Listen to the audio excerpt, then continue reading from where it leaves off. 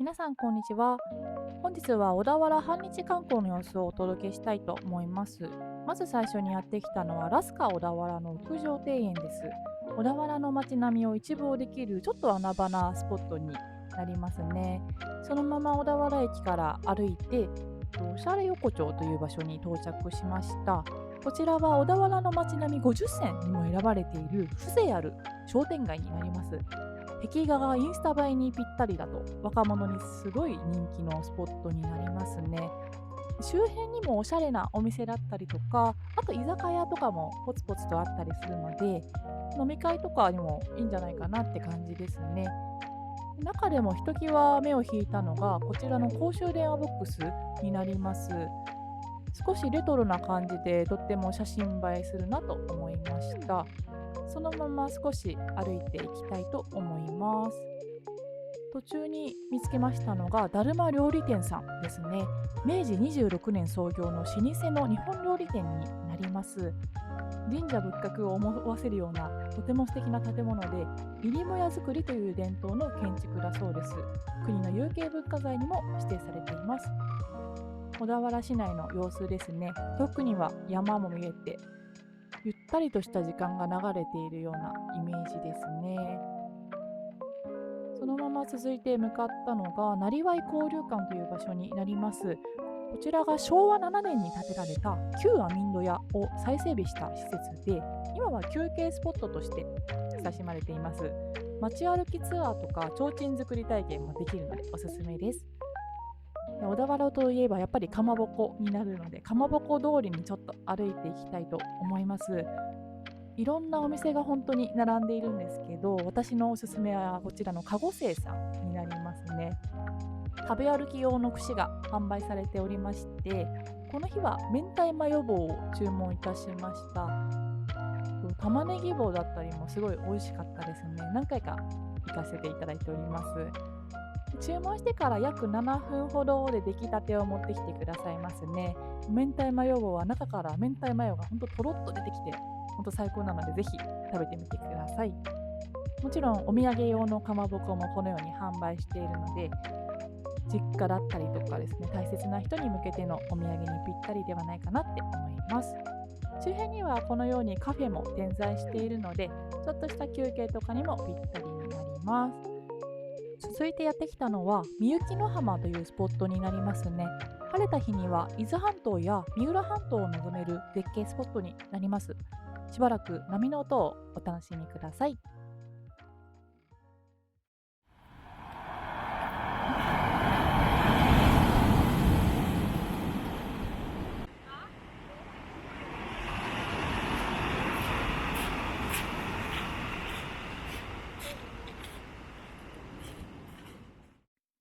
次に訪れたのがういろう本店さんになります。なんと約650年と続くお菓子と薬の老舗になりますね。八つ棟作りの建物がとても素敵で、ういろう博物館というのがあるので、そちらは無料で楽しめるのでぜひ行ってみてください。続いてやってきたのが箱根口ガレージという場所ですね。令和3年にオープンした比較的新しいスポットになります。1950年代に小田原市内を走っていた路面電車のモハ202号が展示されておりました。このまま小田原城の方に歩いていきたいと思います。途中に見えるのが小田原市立三の丸小学校という場所ですね。城下町の景観に調和した和風のデザインの校舎がとっても素敵で見惚れてしまいました。このように小田原城の近くだったりとかもすごい景観を大事にしているんだなっていうのが分かりました。園内にも見どころがたくさんで、郷土文化館だったりとか忍者館だったり、このような無料の展示もあるので、ちょっとした散歩にもおすすめのスポットですね。撮影したのがこちらが3月の中旬頃だったんですけど、まだ桜はちょっと咲いていなかったですね。実はこの公園が桜の名所100選にも選ばれている場所なので、春の時期なんか桜を見に来る人が多いのかなという印象でしたね。小田原城は難攻不落の城としてとっても有名なお城になっています。地形を生かした構造だったりとかで攻略がちょっと難しい城だったと言われています。で戦国時代には北条氏が約100年にわたって本拠地としていた場所になります。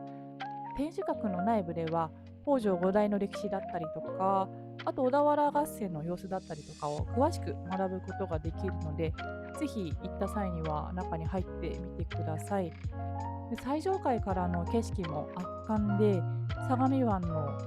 海だったりとか、あと丹沢山とかの山々とかも見渡すことができるので、とっても素敵なスポットになっておりますね。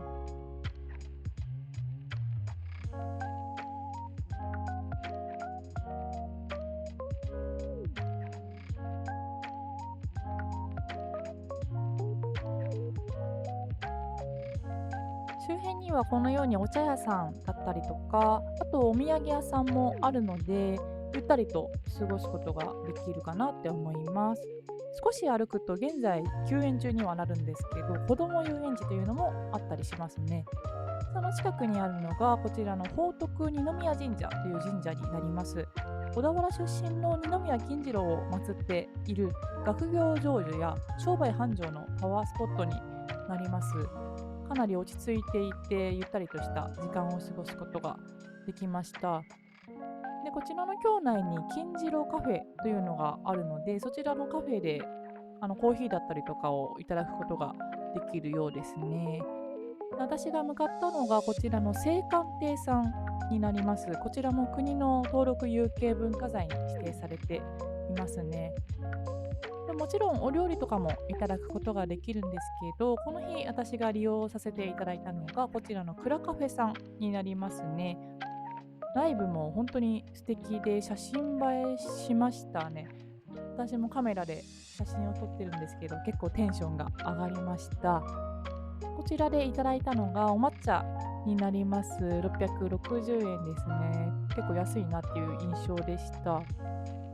もうこの日誰もいなかったので貸し切りで利用させていただきました。とっても美味しかったです。でこちらいただいた後にガイドさんがおりまして、そちらのガイドさんの案内で建物の細部をじっくり見学することができました。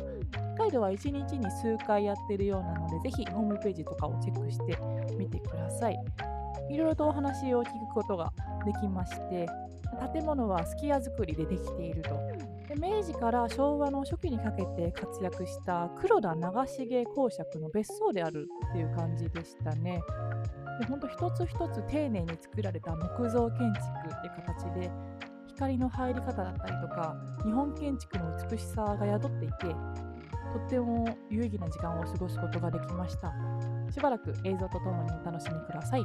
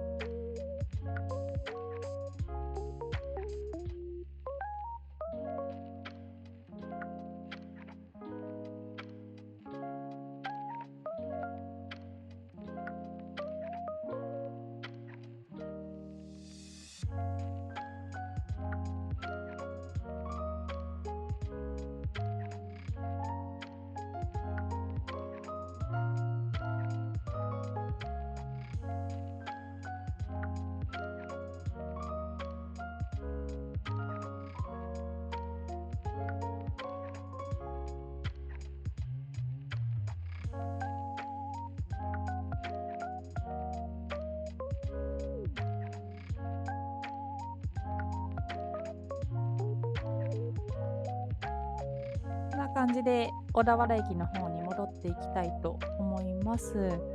小田原駅の近くに位置する建物で、こちらのみなか小田原というところがとってもおすすめのスポットになりますね。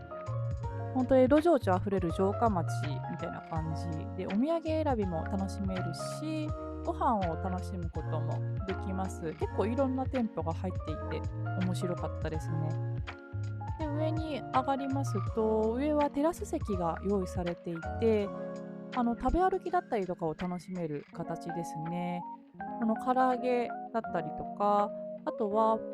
抹茶だったりとか、他にもパン屋さんだったりとか、ほんといろいろありますね。で、こちらの中にもレストランが広がっているので、家族連れだったりとかもおすすめだし、雨が降った日とかも、ちょっと観光するのめんどくさいなって時におすすめじゃないかなって思いますね。